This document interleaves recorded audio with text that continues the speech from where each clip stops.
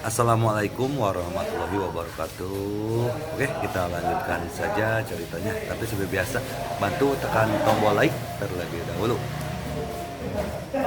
Bab 2653 sampai bab 2656.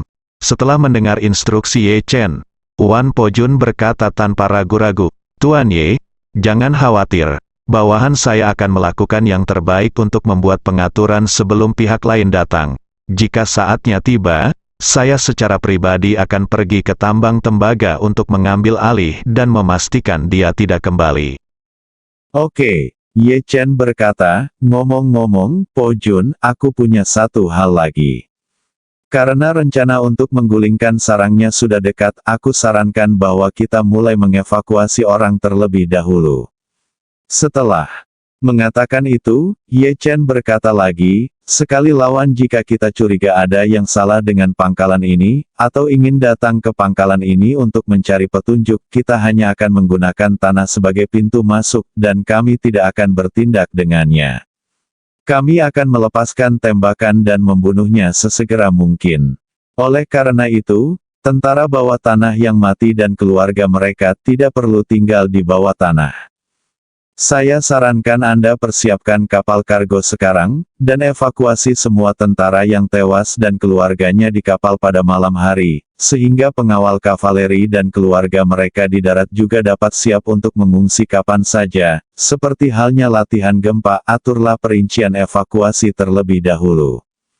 Misalnya, setelah evakuasi dimulai, siapa yang akan bertanggung jawab untuk melindungi anggota keluarga, siapa yang akan bertanggung jawab untuk menghitung jumlah orang, siapa yang akan bertanggung jawab atas pemindahan material penting, dan siapa yang akan bertanggung jawab atas peledakan komprehensif akhir. Setiap orang akan membagi pekerjaan terlebih dahulu, sehingga hal ini juga dapat mengurangi tekanan transfer di awal rencana bersarang. Jika Anda hanya mempertahankan tenaga darat, mereka kemudian dapat mencurahkan energinya untuk membongkar yang dekat, dalam artileri pertahanan dan membawanya pergi tepat waktu. Bagaimanapun, markasmu di Suriah juga akan digunakan.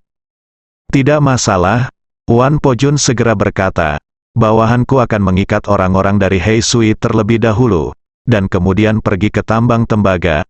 Buatlah rencana yang baik dengan tuanku, dan biarkan dia segera memulai persiapan. Ye Chen memperingatkan, ya. Baiklah, jangan menculik orang dari Suriah. Lagi pula, Anda berada di Suriah sekarang. Jika Anda benar-benar menculik seseorang, kecurigaan mungkin tertuju pada Anda. Wan Pojun berseru, kalau begitu saya akan pergi ke Irak dan mengikatnya. Bagaimanapun, minyak yang diekstraksi oleh militer AS dari Suriah harus diangkut dari Suriah ke Irak.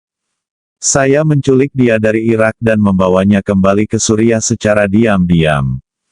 Ye Chen tersenyum dan berkata, oke. Ayo kita lakukan. Pada saat ini, pinggiran kota Nordik di Bergen. Peternakan tempat tinggal Lin Wanner awalnya telah ditutup rapat oleh polisi. Di lahan pertanian, villa berstruktur kayu telah dibakar hingga hanya tinggal kerangkanya saja. Namun meski begitu, banyak garis polisi dipasang di sekelilingnya.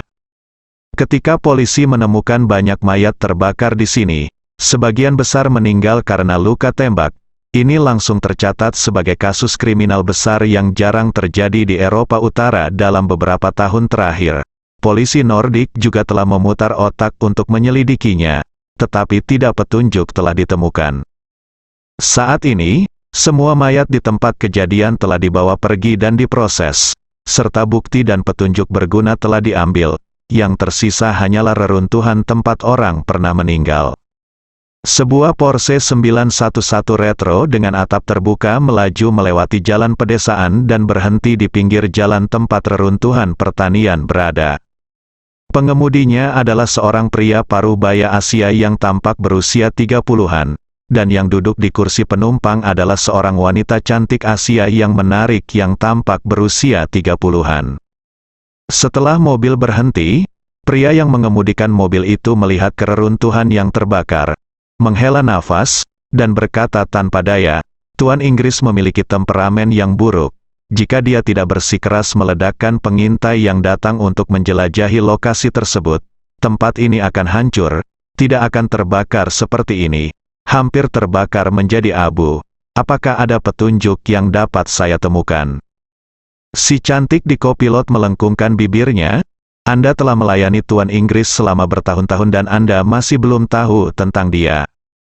Kemarahan lelaki tua itu, Lin Wanner meninggalkan 8 kata itu tidak hanya untuk mengejek lelaki tua itu, tetapi juga untuk memberitahunya bahwa cincin itu tidak ada lagi padanya. Tubuh, inilah yang membuat Tuan Inggris paling marah. Yang paling diinginkan Tuan Inggris adalah cincin itu. Lin Wanner kehilangannya, yang berarti bahkan jika Lin Wanner ditemukan, cincin itu mungkin tidak ditemukan. Hei! Pria itu tampak tertekan. Petunjuk di tempat kejadian telah hilang, dan keberadaan cincin itu tidak diketahui.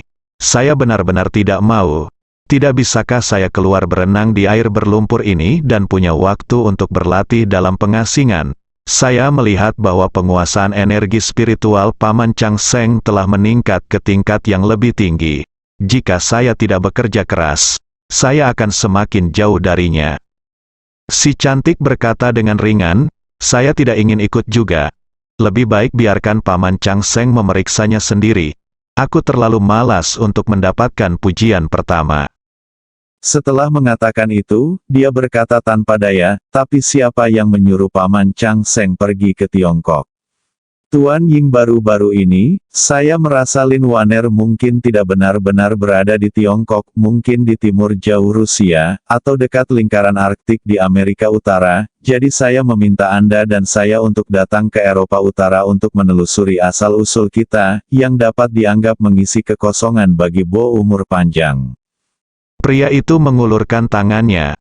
Dia bermalas-malasan dan menghela nafas. Paman Zongyong masih pintar. Orang bilang dia pergi ke New York untuk menyelidiki kegagalan serangan terakhir terhadap keluargaan. Faktanya, dia pasti pergi ke dunia New York yang penuh warna untuk bersantai. Kita berdua akan sengsara. Investigasi macam apa yang kamu lakukan?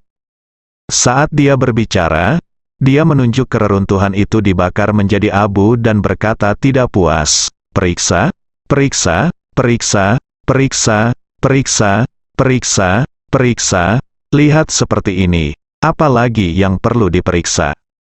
Wanita itu memeluk bahunya berkata, sejak Tuan Inggris telah berbicara, kamu dan aku harus memperhatikannya. Setelah mengatakan itu, dia menghela nafas dan berkata, baiklah, Paman Jiangong, sekarang hanya ada 2 cara. Cari tahu apa itu Lin Wanner, bagaimana dia pergi dari utara Eropa, atau cari tahu bagaimana pengawal kavaleri yang kami kirim menghilang di Eropa Utara. Ada 2 dari kita di 2 arah ini.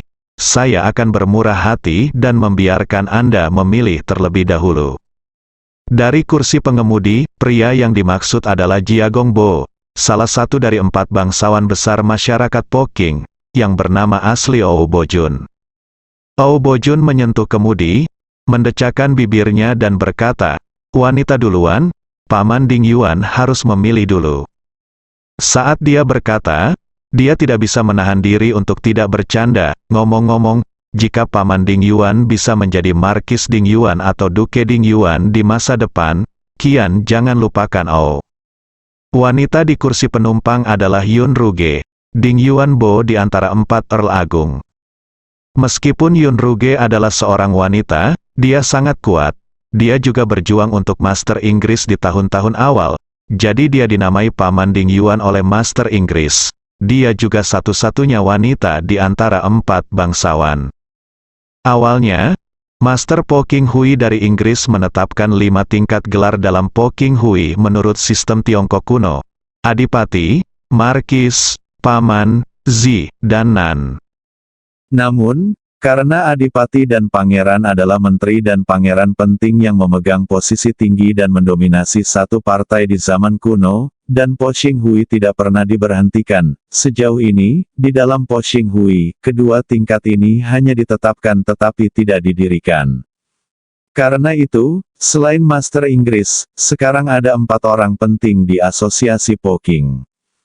Namun, Master Inggris itu juga berjanji bahwa begitu seseorang dapat membantunya menemukan Lin Waner dan cincinnya, serta mendapatkan apa yang diinginkannya, dia akan segera menjadikannya seorang markis.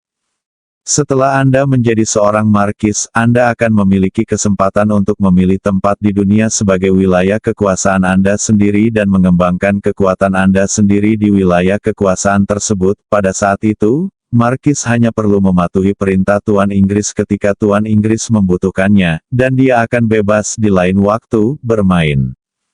Pada saat ini, Yun Ruge tersenyum mencela diri sendiri dan berkata, jika saya benar-benar dapat menemukan Lin Waner dan menemukan cincin yang dimiliki Lord Ying, saya tidak akan pernah diberikan gelar markis. Oh, Bojun berkata sambil tersenyum, apa? Kamu seperti ini, apakah kamu takut pencapaian besarmu akan mengejutkan tuannya? Petik 2. Yun Ruge melambaikan tangannya, saya hanya bearish. Tidak ada gelar yang lebih penting daripada kekuatan. Jika saya benar-benar memenangkan layanan berjasa pertama dan tuan bisa menghadiahiku beberapa pil, aku akan puas. Oh Bojun mengangguk dan berkata sambil tersenyum, ayo, Paman Ding Yuan, ada dua arah, kamu pilih satu dulu. Yun Ruge berpikir sejenak dan berkata, aku akan memeriksa garis Xiao Qiwei. Lin Waner terlalu licik, aku mungkin tidak secerdas dia. Oh Bojun sedikit kecewa, tapi dia masih mengangguk dan berkata, oke, kalau begitu aku akan memilih kalimat Lin Waner. Faktanya, Oh Bojun lebih cenderung memilih barisan pengawal kavaleri, karena jaraknya masih relatif jauh. Jika petunjuk tentang pengawal kavaleri yang hilang tidak dapat ditemukan di Eropa Utara, mereka bisa mengadu nasib di Siprus. Namun, garis Lin Waner benar-benar tidak ada yang perlu dikejar. Lin Waner telah menghilang dari dunia ini, dan dia mungkin telah pergi ke tempat manapun di dunia. Menemukan petunjuk ini akan sangat sulit. Alasan mengapa dia membiarkan Yun Ruge memilih terlebih dahulu sebenarnya karena dia selalu memiliki pemikiran tentang Lin Ruge dan ingin bersenang-senang dengannya sebagai mitra untuk kultivasi ganda. Meskipun dia tidak memiliki keterampilan kultivasi ganda, dia bisa temukan seseorang seperti dia, wanita kuat seperti Yun Ruge masih bagus. Karena itu, meskipun dia tidak ingin memilih jalur Lin Waner, melihat Yun Ruge memilih jalur lain terlebih dahulu, dia tidak punya pilihan lain selain menerimanya. Pada saat ini, Yun Ruge tiba-tiba menghela nafas dan berkata, lupakan saja, serahkan garis Xiao Qiwei kepada Paman Jian Gong. Saya akan memeriksa Lin Waner. Oh Bojun bertanya dengan heran, mengapa Paman Ding Yuan mengubahnya keberatan? Lin Waner adalah jalur yang paling sulit untuk diperiksa. Yun Ruge terkekeh dan berkata dengan santai, tidak mudah untuk memeriksanya, dan tidak ada petunjuk yang mendukungnya. Tetapi karena itu, saya bisa pergi kemanapun saya mau. Anggap saja mencoba peruntungan sambil jalan-jalan, lumayan bagus. Oh Bojun sangat gembira, dan langsung mengacungkan jempol dan memuji. Kamu tinggi sekali, Paman Ding Yuan, kamu sangat tinggi. Kalau begitu karena dalam hal ini, ayo turun dan selidiki barisan penjaga kavaleri heroik. Yun Ruge mengetahui pendekatan Oh Bojun dengan sangat baik. Dia terus mengatakan, wanita duluan, di hadapannya setiap hari, yang terlihat sangat sopan. Namun nyatanya, dia tidak ingin menderita sama sekali. Dan Yun Ruge tidak mau repot-repot berbicara dengannya, apalagi berhutang budi padanya. Karena dia ingin menyelidiki garis keturunan Xiao Qiwei, biarkan dia melakukannya. Dia terlalu malas untuk memenangkan hadiah pertama, jadi dia mungkin juga ambil kesempatan ini untuk berkeliling pengalaman panjang. Jadi, dia berkata kepada Oh Bojun, karena Paman Jiangong telah memilih pengawal kavaleri, mari kita ucapkan selamat tinggal di sini dan semoga Anda beruntung. Setelah itu, dia bersiap untuk membuka pintu dan keluar dari mobil. Oh Bojun berkata dengan cepat, Paman Ding Yuan, tidak ada desa atau toko di sini. Apa yang kamu lakukan turun dari bus di sini? Mengapa kita tidak pergi ke Bergen bersama-sama? Lalu saya akan pergi ke Bandara Bergen untuk mencari petunjuk. Kamu bisa pergi ke pelabuhan untuk mencari petunjuk. Master Inggris berspekulasi bahwa Lin Waner kemungkinan besar pergi dengan perahu. Jika Anda memeriksa di sepanjang pelabuhan, Anda mungkin menemukan sesuatu. Yun Ruge mengabaikannya, malah membuka pintu dan berjalan keluar, lalu merapikan rambutnya yang panjang dan menawan, dengan santai tersenyum dan berkata, pergi ke pelabuhan untuk memeriksa keberadaan kapal berbeda dengan pergi ke pelabuhan untuk memeriksa di mana ikan berenang. Saya tidak perlu melakukannya repot dengan itu lagi. Oh Bojun berbalik ke samping dan bertanya, Paman Ding Yuan, lalu ide bagus apa yang kamu punya sekarang? Yun Ruge berkata sambil tersenyum, saya tidak punya ide bagus. Saya hanya memikirkan itu sejak Lin Waner menghilang di sini, mungkin saya bisa menemukan beberapa petunjuk di dekatnya, jadi saya kembali dan menemukan sebuah hotel kecil di dekatnya. Berapa hari untuk menginap? Karena Paman Jiangong akan pergi ke Bergen, ayo cepat berangkat. Jangan sia-siakan waktunya di sini. Oh Bojun tidak punya pilihan selain berkata oke, saya akan pergi ke Bandara Bergen dulu. Mencari petunjuk, pesawat langsung mengirim ksatria ke Bandara Bergen. Saya berencana untuk melacak asal-usulnya, dari Bandara Bergen untuk melihat apa yang dialami para ksatria selama perjalanan ke sini. Jika Paman Ding Yuan tidak meninggalkan Bergen dalam waktu singkat, jika demikian, kita masih bisa menjadi teman bersama selama beberapa hari. Yun Ruge berkata dengan serius, saya tidak menyarankan Anda membuang terlalu banyak waktu di Bergen. Mengapa tidak pergi ke Siprus dulu untuk mencari keluarga para ksatria itu dan bertanya tentang situasinya? Petik 2. Jangan terburu-buru. Oh Bojun tahu bahwa Yun Ruge mungkin tidak akan melakukannya. Ingin melakukan terlalu banyak kontak dengannya, tetapi dia ingin mengambil kesempatan ini untuk tetap bersama Yun Ruge selama beberapa hari lagi, jadi dia berkata, saya pikir penjaga ksatria yang datang ke Bergen terakhir kali seharusnya tidak akan ada masalah. Ada kemungkinan besar bahwa musuh menemukannya terlebih dahulu, jadi seluruh pasukan dimusnahkan, seperti di New York, jadi lebih banyak petunjuk harus ada di sini, dan tidak ada gunanya pergi ke Siprus. Yun Ruge mengangkat bahu. Dia mengangkat bahu dan berpikir dalam hati, sulit untuk memiliki waktu luang yang begitu lama, mengapa kamu menempel padaku seperti plester kulit anjing? Bukankah lebih baik jika semua orang mengucapkan selamat tinggal dan menjalankan urusan mereka sendiri?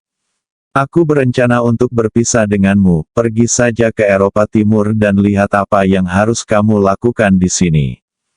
Meskipun Yun Ruge merasa muak dengan Oh Bojun, tetapi melihat bahwa Oh Bojun tidak berencana meninggalkan Eropa Utara dalam beberapa hari terakhir, dia hanya bisa tinggal di Eropa Utara sementara untuk menghadapinya. Dia tahu betul karakter Oh Bojun. Jika dia tahu bahwa dia akan meninggalkan Eropa Utara secara langsung, dia mungkin akan menemui Tuan Inggris di masa depan dan menuduhnya asal-asalan. Lalu Tuan Inggris tidak akan merasa muak dengan apapun, dan keuntungannya akan lebih dari sekadar kerugian. Berbeda dengan beberapa keluhan biasa, jika Anda pasif dan lamban dalam bertindak, itu akan menjadi dosa besar di mata Tuan Inggris. Jadi, dia memutuskan untuk tinggal di Eropa Utara selama beberapa hari lagi, dan menunggu Oh Bojun meninggalkan Eropa Utara sebelum berangkat dari sini, agar tidak jatuh ke dalam perangkapnya. Segera, dia berkata kepada Oh Bojun, terserah kamu, Paman Jiangong. Aku akan jalan-jalan dulu. Mungkin Lin Waner meninggalkan cincin itu di suatu tempat di sini ketika dia pergi. Petik 2. Oh Bojun tertawa, menggelengkan kepalanya dan berkata, jika itu benar-benar terjadi, Paman Ding Yuan telah membuat kesalahan besar. Setelah itu, dia berhenti membuang-buang waktu dan berkata kepada Yun Ruge, saya akan pergi dulu, Paman Ding Yuan, mari tetap berhubungan setiap saat. Beberapa jam kemudian, malam tiba di Timur Tengah. Tambang tembaga di Siprus diam-diam mulai mengevakuasi tentara yang tewas dan keluarga mereka. Mereka menaiki speedboat satu demi satu ke laut lepas, dan di laut lepas, sebuah kapal kargo yang telah diubah sedang menunggu di sini. Ketika tentara yang tewas secara bertahap dievakuasi, tim peledakan yang melaksanakan rencana penutupan sarang mulai memeriksa semua titik peledakan di seluruh tambang tembaga. Sejak Ye Chen mengusulkan rencana untuk membalikkan sarang, mereka telah meletakkan titik peledakan yang tak terhitung jumlahnya di sini. Setiap titik peledakan telah dihitung dengan cermat. Setelah perintah diberikan, mereka akan memasang ranjau di titik peledakan ini. Bahan peledak tinggi dapat meledakkan seluruh sarang tambang tembaga bawah tanah dalam sekejap. Karena tambang tembaga ini telah membuat banyak perubahan pada kehidupan orang mati, maka ruang internalnya jauh lebih besar dibandingkan dengan tambang tembaga biasa. Setelah bagian bawahnya diledakkan, seluruh tanah akan runtuh, dan kedalaman keruntuhan akan menjadi setidaknya lebih dari 10 meter. Pada saat itu, orang mati akan stasiun militer akan terisi penuh ratusan meter di bawah tanah, dan bangunan di tanah akan hancur total karena runtuhnya tanah. Jika dia berhati-hati, Ye Chen diam-diam bisa mengevakuasi pemilik tambang tembaga sekarang dan meledakkan tempat itu secara langsung, menguras daya tembak Po Qinghui. Namun ini bukanlah kerugian yang cukup besar bagi Po Qinghui. Oleh karena itu, Ye Chen ingin membangun mausoleum super unik di sini untuk seorang earl tertentu dari Po Qinghui. Justru karena itulah dia membutuhkan artileri pertahanan jarak dekat untuk ditempatkan dalam waktu sesingkat mungkin. Pada saat yang sama, konvoi angkutan sedang berjalan di jalan berpasir di Suriah. Konvoi ini terdiri dari truk minyak berusia sekitar 40 tahun, selain itu juga ditutupi oleh beberapa kendaraan off-road militer dan pengangkut personel lapis baja. Konvoi tersebut melaju melintasi perbatasan dan memasuki Irak. Truk-truk minyak ini memuat minyak yang dicuri dari Suriah oleh Amerika. Mereka ingin mengangkut truk-truk minyak ini ke pangkalan militer AS di Irak, dan lebih dari separuh personel pengangkutnya adalah tentara bayaran Blackwater. Karena Amerika Serikat adalah organisasi tentara bayaran terbesar di dunia, pelanggan terbesar Blackwater adalah pemerintah AS, dan mereka suka mengikuti militer AS untuk menghasilkan uang di seluruh dunia. Saat pengawal mengirimkan konvoi minyak ke Irak, hari sudah larut malam, pasukan AS yang mengawal mereka langsung menuju kamp militer untuk beristirahat, sedangkan masyarakat Blackwater tinggal di tenda-tenda di luar pangkalan militer AS. Mereka mempunyai markas kecil di sini, berukuran sekitar 100 orang, dan mereka juga memiliki banyak senjata, perlengkapan, perbekalan dan amunisi. Meski belum mendirikan kemah di pangkalan militer AS, mereka hampir terpisah dari militer AS, bermarkas di dekat tembok, jadi mereka tidak bertindak terlalu jauh dalam hal keamanan. Saat ini, penanggung jawab kamp sedang mengoordinasikan pekerjaan. Personel bersenjata yang baru saja menyelesaikan pengawalan dapat diperbolehkan beristirahat, namun ia perlu mengatur tim kecil lain untuk kembali ke Suriah segera setelah konvoi minyak diturunkan minyaknya, dan besok akan diantar lagi, kembali dengan konvoi penuh minyak. Tidak ada yang menyangka bahwa Wan Pojun diam-diam memasuki kamp bersama Chen Zonglei dan Jenderal Bintang 6 lainnya. Setelah mereka menyelinap ke dalam kamp, mereka langsung memilih 3 orang penjaga yang sedang bertugas. Karena tidak ada yang berani menyerang langsung pangkalan militer AS, maka penjaga mereka sangat asal-asalan dan tidak memiliki kehati-hatian dan kewaspadaan yang seharusnya dimiliki oleh para penjaga. Segera, mereka bertiga pingsan oleh Wan Pojun dan yang lainnya, dan diam-diam dibawa pergi dari kamp. Pada titik ini, rencana Ye Chen untuk membalikkan sarangnya telah diluncurkan sepenuhnya. Meskipun ada arus bawah yang melonjak di Timur Tengah, semuanya tenang seperti biasanya di Jinling saat ini. Setelah pernikahan Su Soudao dan He Yingxiu, para tamu dari keluarga Su yang datang untuk menghadiri pernikahan tersebut juga pergi satu demi satu. Tuan Su dengan enggan terbang kembali ke Madagaskar, dan Su Zifei juga bersiap untuk kembali ke barat daya dan melanjutkan ziarahnya. Adapun Su Soudao, sejak dia memutuskan untuk menetap di Jinling, setelah menikah, dia masih tinggal sementara di villa keluarga He. Pada saat yang sama, karena dia telah mendapatkan kembali kebebasannya, dia juga mulai mencari untuk rumah yang cocok di Jinling bersama He Yingxiu. Di Villa Gunung Ungu yang terpencil, Lin Waner tidak pernah meninggalkan vilanya. Selain makan, minum teh, dan membaca buku, dia menghabiskan hampir seluruh waktunya untuk melukis. Meja kayu yang dimintanya dibelikan suster Xian khusus untuk melukis diletakkan di ruang tamu lantai 1.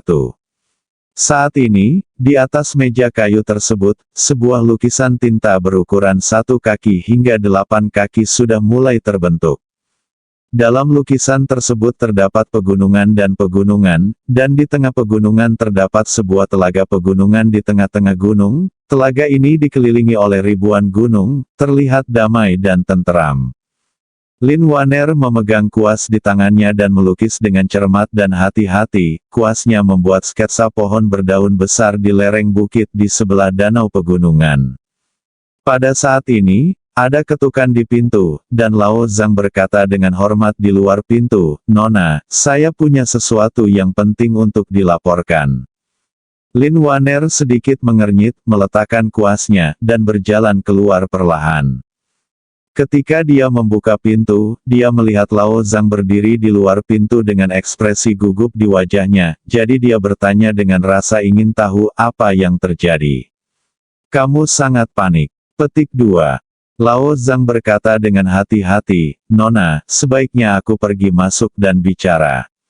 Lin Waner mengangguk dan berbalik untuk membiarkannya masuk ke halaman. Lao Zhang dengan gemetar menutup pintu, dan kemudian berbisik, "Nona, saya baru saja menerima tip. Sesuatu yang besar telah terjadi." Petik 2. Sesuatu yang besar. Lin Waner bertanya dengan heran. "Apa masalahnya?" Lao Zhang menjelaskan, "Saya mendengar bahwa 4 terl besar Po King Hui semuanya telah keluar. Ini adalah langkah besar yang belum pernah terjadi sebelumnya." Petik 2. "Oh." Lin Waner mengerutkan kening dan bergumam, "Mereka mungkin datang untuk mengambil cincin ayahku dan aku." Lao Zhang mengangguk berulang kali, "Saya kira begitu." Lin Waner bertanya kepadanya, "Apakah beritanya akurat?" "Akurat." Lao Zhang berkata, "Masalah ini ada banyak keributan di asosiasi Poking, dan orang-orang di asosiasi Poking tingkat menengah dan atas pada dasarnya mengetahuinya."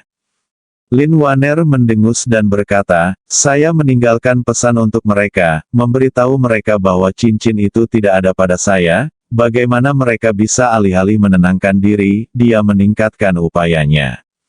"Mungkin selain mencari saya dan cincin itu, dia juga akan mencari Ye Chen." "Itu mungkin." Lao Zhang berkata setuju, "Seperti yang Anda katakan, maka Tuan Yehe sangat mampu sehingga dia tidak hanya memiliki cara untuk mendetoksifikasi para penunggang ksatria, tetapi juga menempatkan para penunggang ksatria itu di bawah komandonya. Ini pasti menjadi kekhawatiran besar bagi para penunggang ksatria. Asosiasi Poking, dan mereka pasti akan berusaha semaksimal mungkin untuk menyelidikinya." Saat dia mengatakan itu, dia bertanya kepada Lin Waner, "Nona, apakah Anda ingin menemukan cara untuk memberitahu Tuan Ye dan memintanya untuk lebih memperhatikan?" Lin Waner tersenyum ringan dan berkata dengan santai, "Lupakan saja, jangan khawatir tentang mereka. Semakin mereka mengerahkan kekuatan seperti ini, semakin membuktikan bahwa mereka tidak memahami esensinya. Ada petunjuk tentang seks, di dunia ini begitu besar, dan mereka memiliki begitu banyak hal untuk diselidiki, mustahil menemukan Jinling untuk sementara waktu." Lao Zhang berkata dengan gugup, "Nona, saya mendengar Lao Qiu berkata, apakah Anda akan pergi ke kantor polisi? Saya masih kuliah. Bukankah ini sedikit tidak aman?" "Tidak ada yang tidak aman." Lin Waner berkata dengan serius, "Biarkan mereka tidak melakukan apapun. Banyak orang telah berpikir keras selama setahun penuh, dan mereka tidak bisa saya membayangkan bahwa saya hampir ditangkap oleh mereka. Setelah tinggal di sana, alih-alih bersembunyi di pegunungan dan hutan terpencil, saya datang ke Jinling untuk belajar di universitas. Ini tidak terduga." Lao Zhang menghela napas dan berkata dengan hormat, "Nona, mohon maafkan saya karena terlalu banyak bicara." Melarikan diri dari dunia di Villa Gunung Ungu jelas merupakan pilihan yang baik, tetapi jika Anda pergi ke sekolah, Anda harus berhubungan dengan banyak orang sekaligus. Meskipun Anda semua adalah mahasiswa, selama saat Anda meningkatkan eksposur Anda, akan ada risiko. Petik 2. Lin Waner mengangguk, "Saya memahami kebenaran ini, tetapi saya tidak punya cara lain sekarang. Dengan sumber daya dan kekuatan yang dapat saya kumpulkan, mencoba bersaing dengan masyarakat Poking hanyalah sebuah fantasi, dan aku tidak ingin bersembunyi selama sisa hidupku. Satu-satunya kesempatan untuk mengubah status quo adalah, bahkan jika aku bergabung dengan Ye Chen, jika aku tidak masuk universitas ini, aku khawatir akan sulit bagi saya untuk memiliki kesempatan bekerja sama dengan Ye Chen. Jadi meskipun keputusan ini agak berisiko, saya bersedia mencobanya." Lao Zhang berkata dengan ketakutan, "Itu adalah budak tua. Saya tidak tahu bahwa wanita muda itu telah mempertimbangkannya dengan hati-hati, namun dia masih melamar wanita muda itu dengan gegabah. Dia benar-benar pantas untuk dikutuk." Lin Waner melambaikan tangannya, "Zhang tua, semuanya memiliki risiko.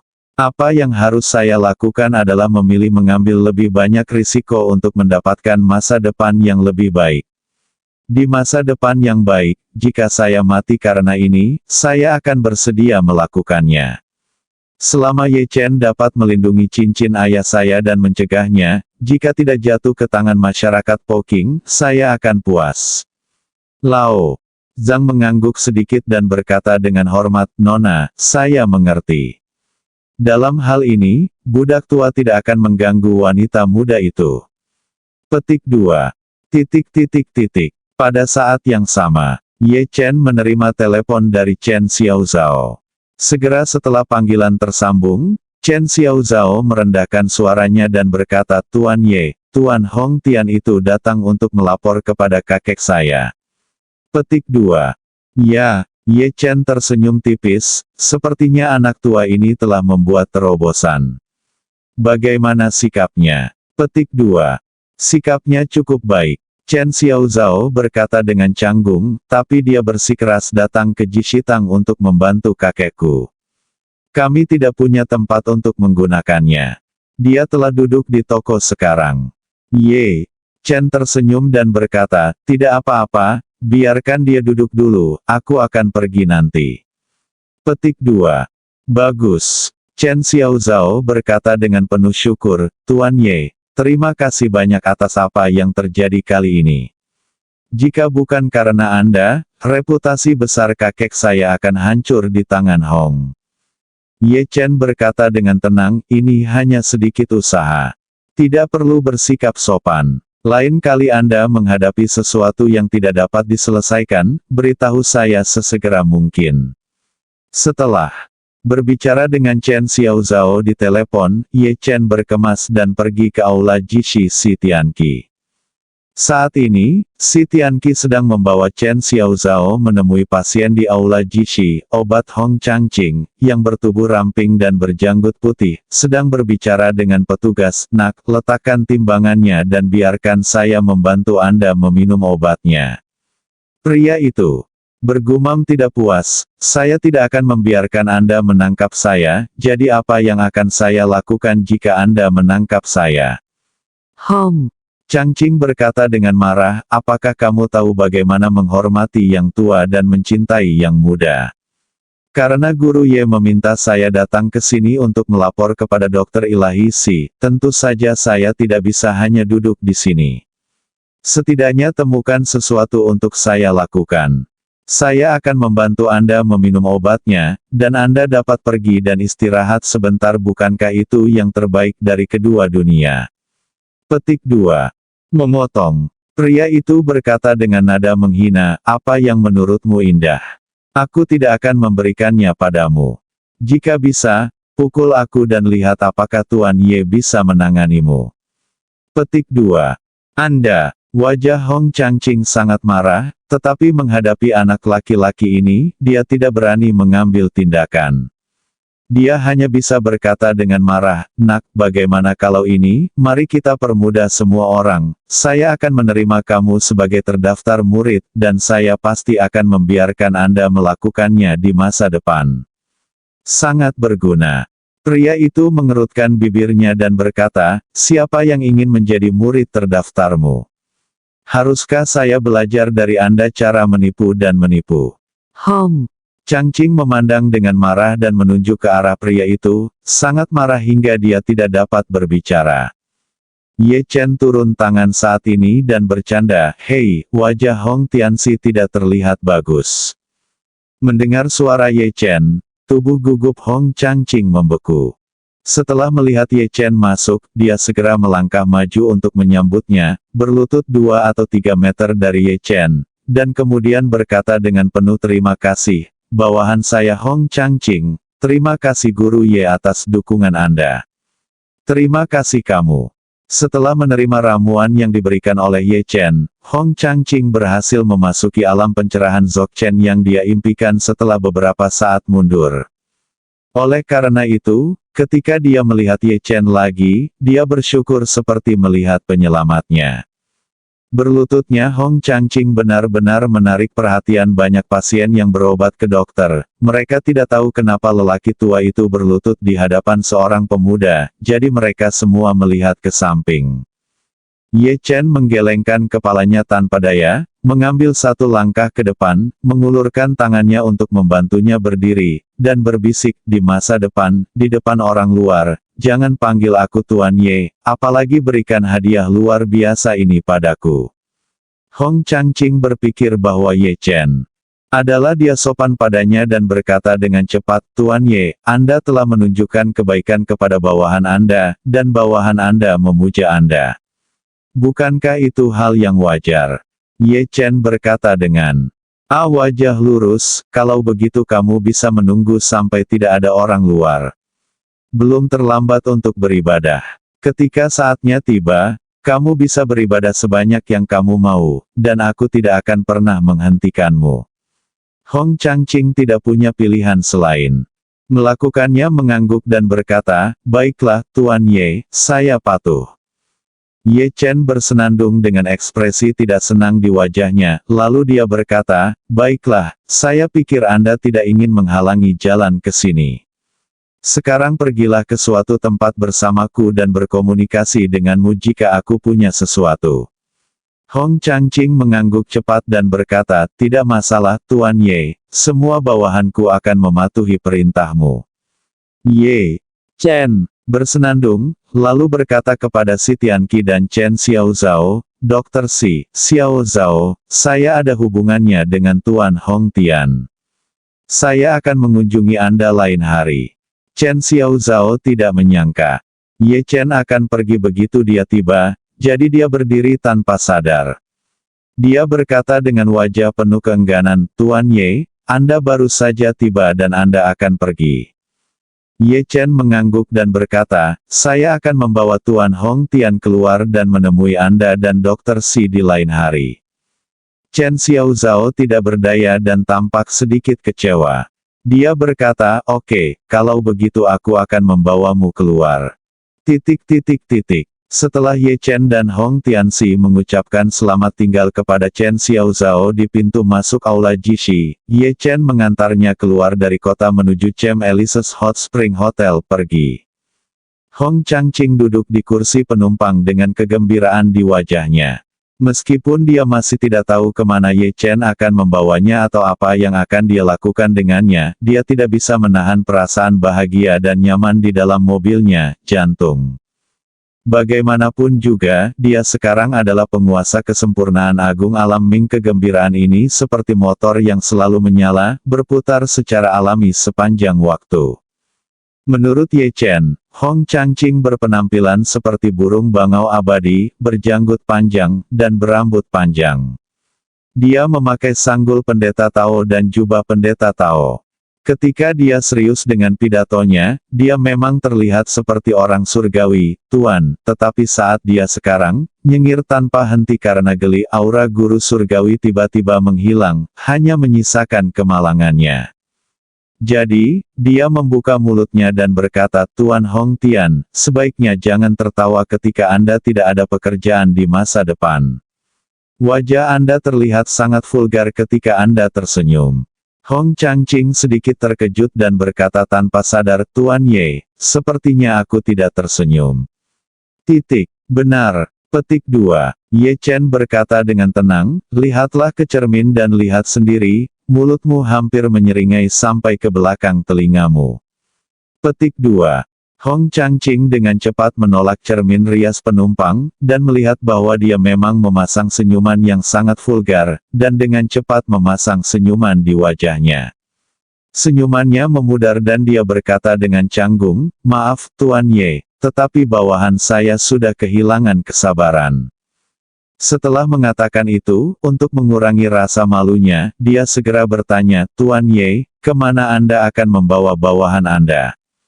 Ye Chen He berkata, saya akan membawa Anda ke tempat di mana Anda akan bekerja selanjutnya. Petik 2. Di mana kamu bekerja? Hong Changqing terkejut dan tanpa sadar bertanya, saya ingin tahu pekerjaan apa yang telah diatur guru Ye untuk bawahannya. Ye Chen berkata dengan santai, selama periode waktu berikutnya, Anda akan menjadi guru di Jinling.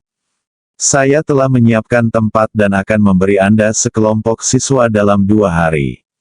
Anda akan bertanggung jawab untuk membantu saya mengajari mereka seni bela diri. Ajarkan seni bela diri. Hong Changqing dia berseru, Tuan Ye. Tanda seru. Metode mental seni bela diri yang dipraktikkan oleh bawahan saya adalah rahasia Taizen Tao yang tidak diturunkan. Nenek moyang Taizen Tao telah lama membuat aturan bahwa metode mental ini tidak boleh disebarkan kepada orang luar, jika tidak langit akan menyambar seperti kilat. Ye Chen mengangguk, oke, berikan saja satu kepadaku untuk melihat apakah itu akan menyambar seperti kilat. Petik 2.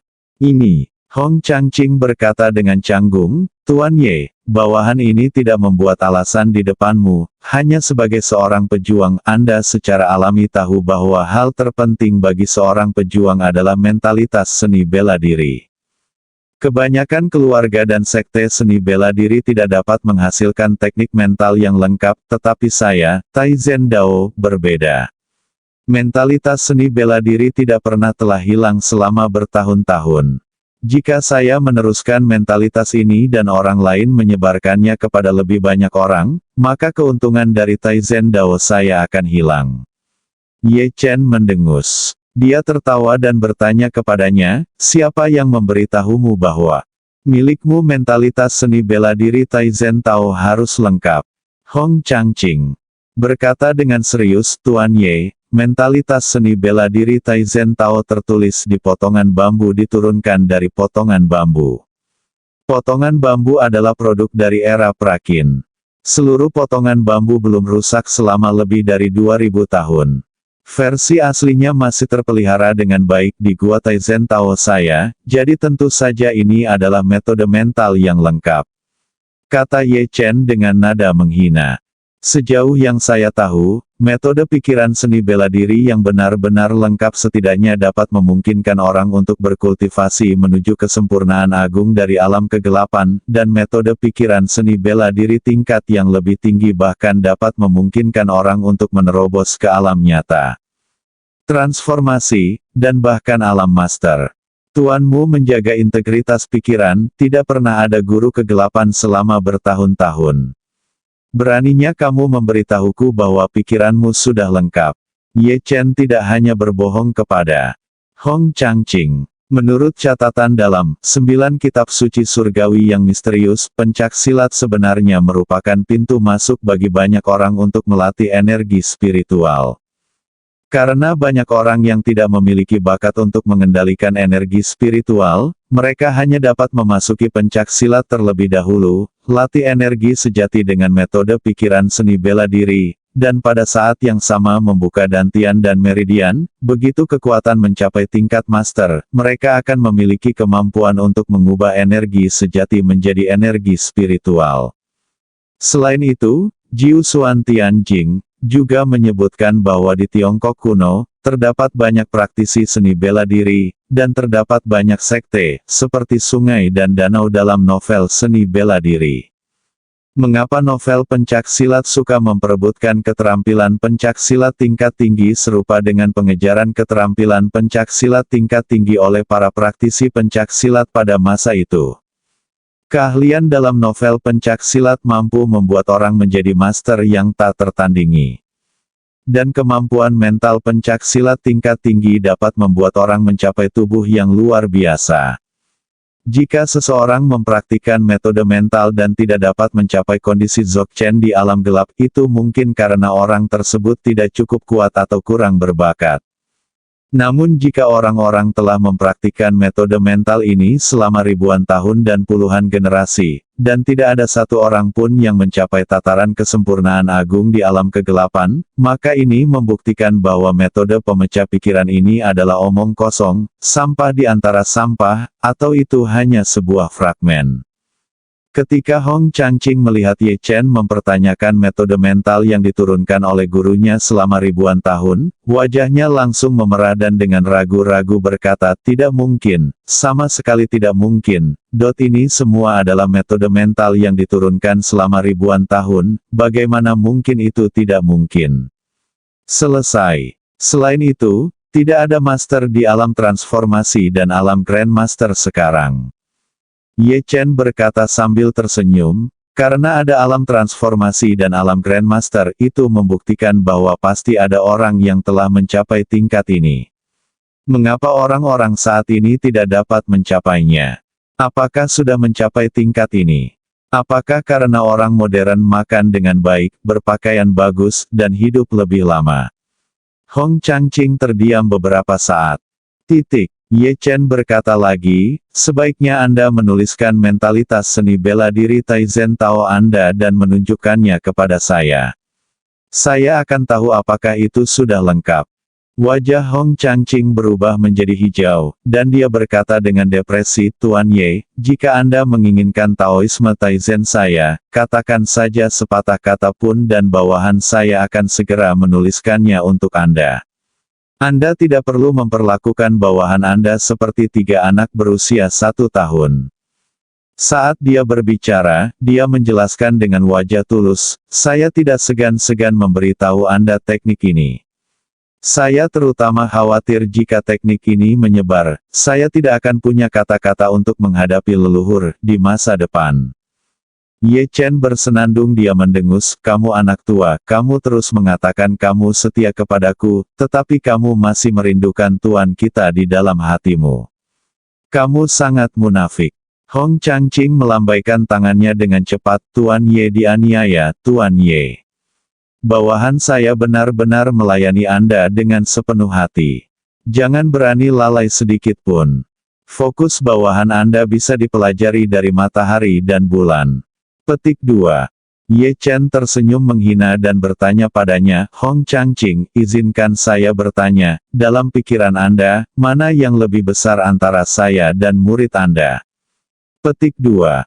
Ini. Hong Changqing mendecakkan bibirnya, mengerucutkan bibir dan menggaruk kepalanya, lalu berkata dengan susah payah, "Tuan Ye, bukan karena saya, Hong Changqing, sedang memfitnah. Ketika saya pertama kali menjadi murid Taizen Dao, saya mengirimkan pesan ini kepada guru saya.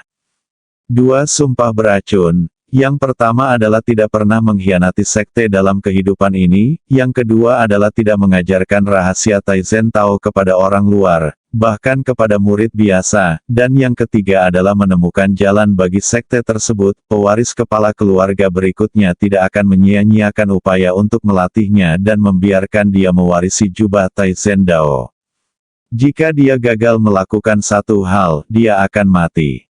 Berbicara tentang ini, Hong Changqing berkata dengan ekspresi menyakitkan di wajahnya, "Tetapi bawahan saya sekarang saya juga bersumpah bahwa Anda akan menjadi satu-satunya yang mengikuti petunjukmu dan mengutarakan pendapatmu.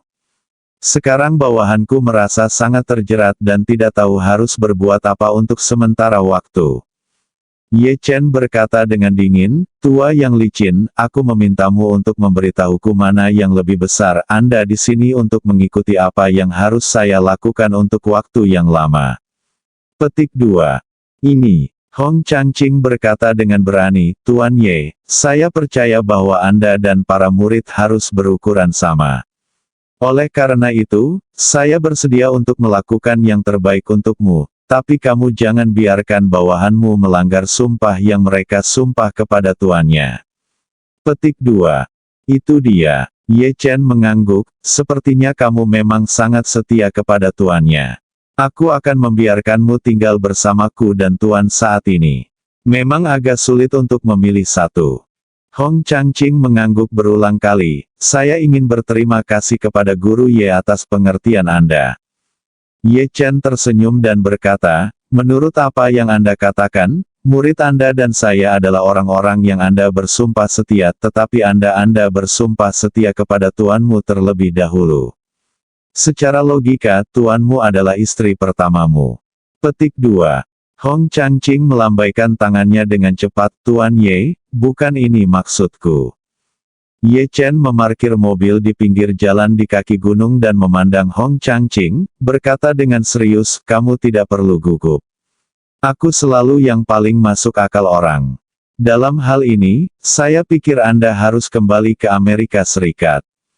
Kembali dan teruskan sekte Anda, dan jangan biarkan tuan dan leluhur Anda menjadi dingin. Hati. Hong Changqing memiliki pemikiran kecilnya sendiri.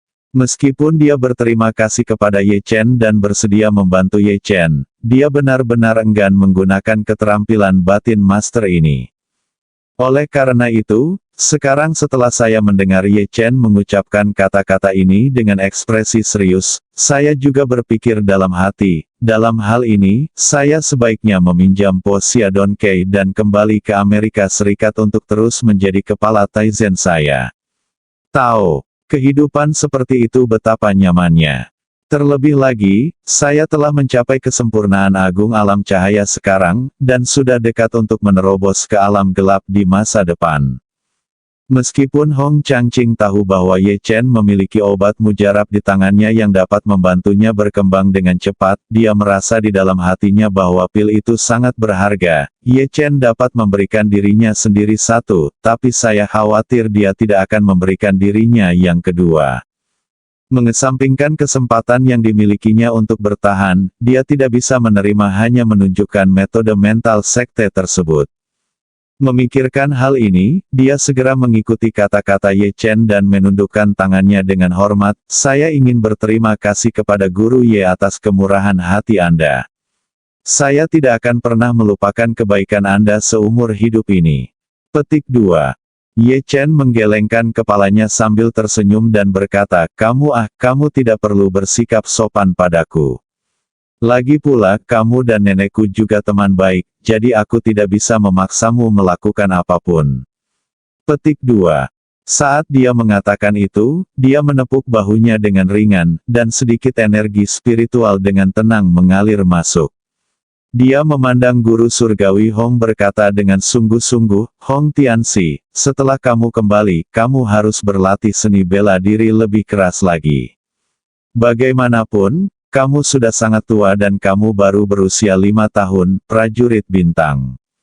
Sejujurnya, kamu benar-benar tidak bisa berbuat apa-apa. Petik 2. Bersambung.